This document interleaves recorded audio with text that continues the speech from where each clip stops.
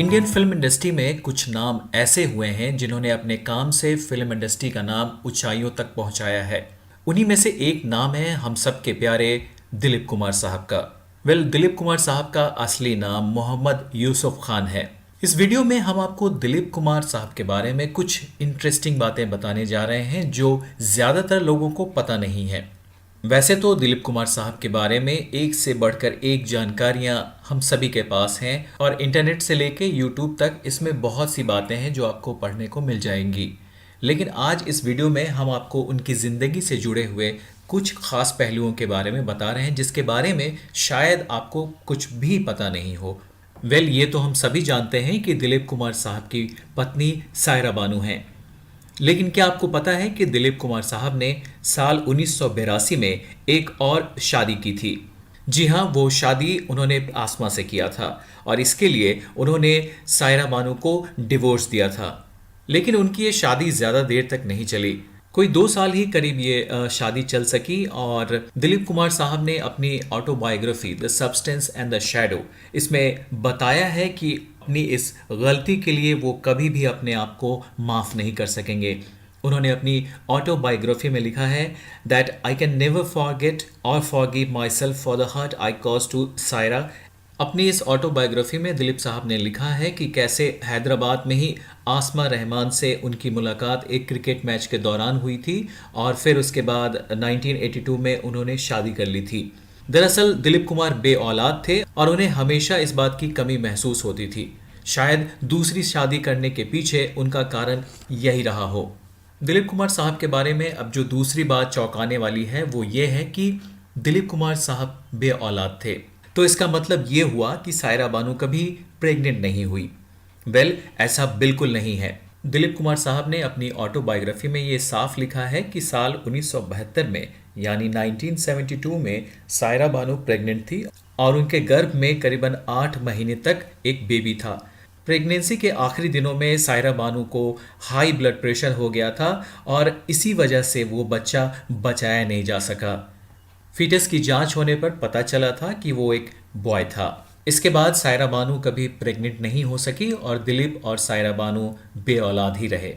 ये जानकारी आपसे शेयर करने का मकसद सिर्फ यही है कि हम अपने प्यारे कलाकारों के बारे में कुछ नई बातें आपको बता सकें जिसके बारे में आम लोगों को जानकारी नहीं है। अगर आप इस पूरी घटना के बारे में जानना चाहते हैं तो दिलीप कुमार साहब की autobiography the substance and the shadow जरूर पढ़ें। तो दोस्तों, दिलीप कुमार साहब के बारे में ये जो जानकारी मैंने इस वीडियो में दी, इसके बारे में मुझे खुद कोई ख़ास नॉलेज नहीं था। लेकिन जब मैंने दिलीप साहब की ये ऑटोबायोग्राफी पढ़ी तब कहीं जाकर मुझे इसके बारे में जानकारियाँ हुई। मैं अभी आपको इस ऑटोबायोग्राफी के कुछ ख़ास जो पेजेस हैं वो भी दिखाऊंगा और साथ ही मैं आपको इसमें जो चित्र छपे हैं वो भी दिखाना चाहता हूँ। बेहद उम्दा चित्र हैं और ख़ास तौर पे दिलीप साहब के जो फैंस हैं उनके लिए एक नायाब चीज़ है ये। आप देख सकते हैं दिलीप साहब की अलग अलग फिल्मों में जो उन्होंने एक्टिंग की उसके दृश्य यहाँ पे साफ साफ दिख रहे हैं। ये आप देख सकते हैं यंग दिलीप कुमार साहब को और यहाँ पे क्या स्टाइल से वो दिख रहे हैं। यहाँ पे शरारत राज कपूर साहब के साथ शरारत कर रहे हैं, पीछे देवानंद साहब भी हैं। और इस चित्र में अगर आप देखें दिलीप साहब को क्या आप पहचान पा रहे हैं? जी हाँ, यहाँ है दिलीप कुमार साहब, आप ध्यान से देखें। और इसके साथ ही इस चित्र में नरगिस जी के साथ, इस चित्र में आप देखें यहाँ लता मंगेशकर जी उन्हें राखी बांधती हुई।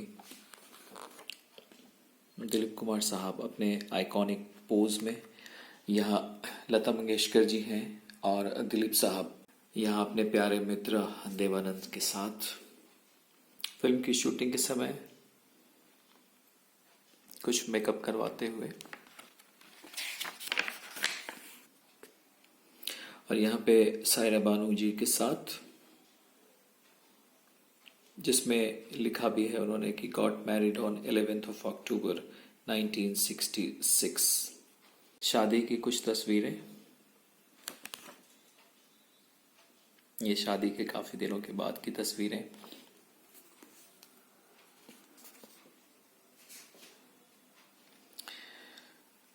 फैमिली मेंबर्स के साथ खींची हुई कुछ तस्वीरें।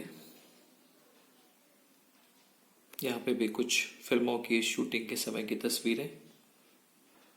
इंदिरा गांधी जी के साथ और राज कपूर के साथ ये तस्वीर।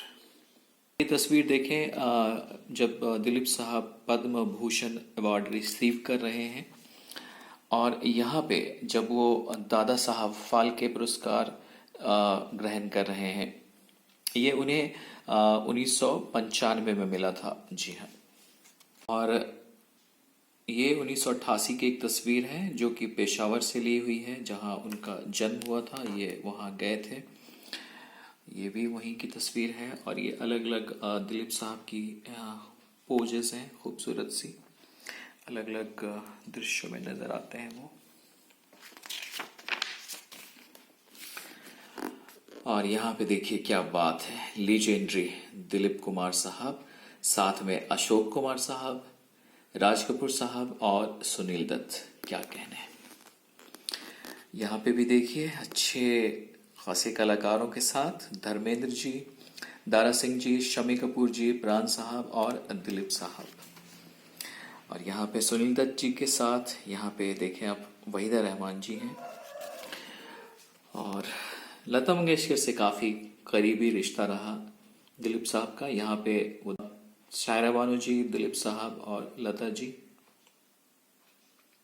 और यहाँ पे वो मुमताज जी के साथ हैं।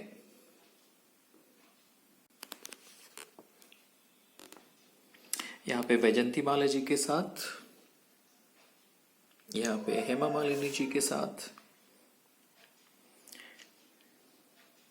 और यहाँ पे निम्मी जी के साथ।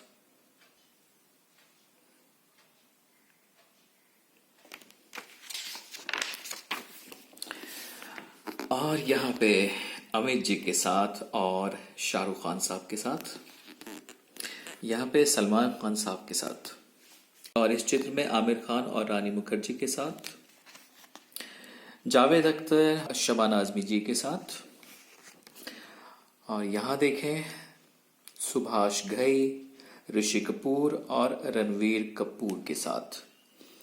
यहाँ पे अमिताभ बच्चन जी, जया माधुरी जी और अभिषेक बच्चन जी के साथ। और यहाँ पे अनिल कपूर साहब के साथ। और यहाँ पे अपनी वाइफ सायरा बानो जी के साथ।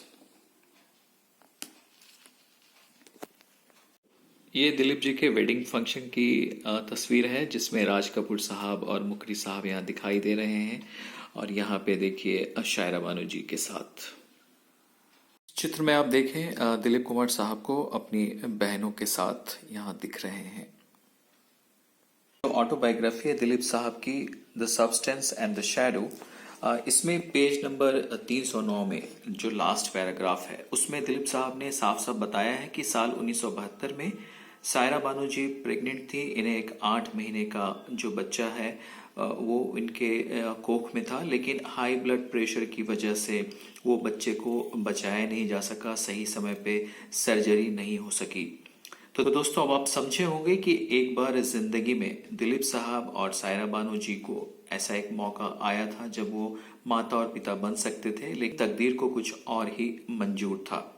दोस्तों दिलीप साहब की जो ऑटोबायोग्राफी है, the substance and the shadow and autobiography, इसमें जो चैप्टर 25 है फैमिली मैटर्स, उसमें पेज नंबर आप 308 पे देखें अगर तो इसमें इन्होंने साफ साफ लिखा है कि कैसे जो है इनकी मुलाकात अपनी जो दूसरी वाइफ है आसमा रहमान, इनसे हैदराबाद में हुई। आसमा जो है वो पहले से ही शादीशुदा थी, उनके 3 बच्चे भी थे। और फिर उन्होंने इस पूरे घटनाक्रम के बारे में लिखा है कि धीरे धीरे बात प्रेस में आई और सायरा बानो जी को पता चली। और यहाँ दिलीप कुमार साहब ने लिखा है, आई कैन नेवर फॉरगेट और forgive myself for the hurt I cause to Saira. और फिर उन्होंने आगे यहाँ पे लिखा है पेज नंबर 309 में कि धीरे धीरे वो इस रिश्ते से अलग हुए और वापस शायरा बानो की तरफ लौटे और उन्होंने जो अपनी शादीशुदा ज़िंदगी है वो आगे फिर कायम रखी। तो दोस्तों ये जो पूरी बुक है मेरे ख्याल से हर सिने प्रेमी को पढ़ना चाहिए, देखना चाहिए, क्योंकि काफ़ी सारी किस्से कहानियां हैं इसके अंदर दिलीप साहब की ज़िंदगी से जुड़े हुए। और ये एक यूनिक बुक है दिलीप साहब के बारे में। इस पेज में आप देख सकते हैं दिलीप कुमार साहब की जो है वो यहाँ पे ऑटोग्राफ है। और एक्चुअली में ये जो पूरी बुक है वो उदय तारा नायर ने लिखी है, जैसा कि उन्हें दिलीप कुमार साहब ने बोला उन्होंने वैसा ही नरेट किया है। तो इन दोनों कहानियों के अलावा अगर आप दिलीप साहब की ज़िंदगी में इंटरेस्ट रखते हैं और भी बहुत सी चीज़ें, बहुत सी जानकारियाँ उनके बारे में जानना चाहते हैं, तो मैं आप तमाम दर्शकों से रिक्वेस्ट करूँगा कि एक बार इस बुक को ज़रूर पढ़ें। दोस्तों आज के इस वीडियो में बस इतना ही। सुशांत को दीजिए इजाज़त। Thank you.